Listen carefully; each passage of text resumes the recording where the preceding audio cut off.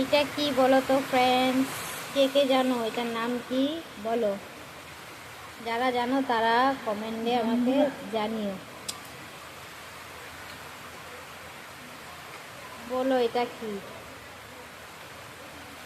আর হলো আর একটা জিনিস দেখাচ্ছি, কয়েকটা নিয়ে আমি তোমাদের সাথে শেয়ার করছি, দেখাচ্ছি। এটা কি বলো? এই যে দেখো, এগুলো কি বলো তো, এগুলো হলো শাপলা।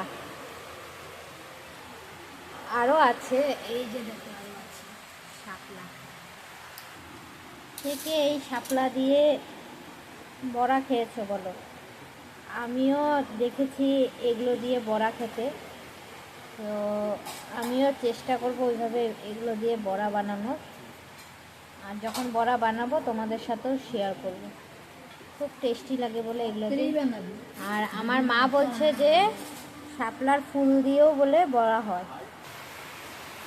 দেখো এগুলো ফুল, এই শাপলার ফুল দিয়েও বলে বড়া হয়, আমি তো জানি না হয় কি, সেটা জানিও তো তোমরা যে শাপলার ফুল দিয়ে বড়া হয় কি না। আরও আছে দেখো, আমার মা রেখেছে, মা বললো যে এগুলো দিয়ে বড়া খাবে।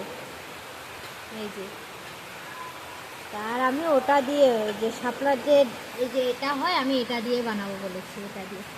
আর দেখো এই যে একটা, এটা কী বলো তো, এটা হলো কচু, আমার বাবা এনেছে।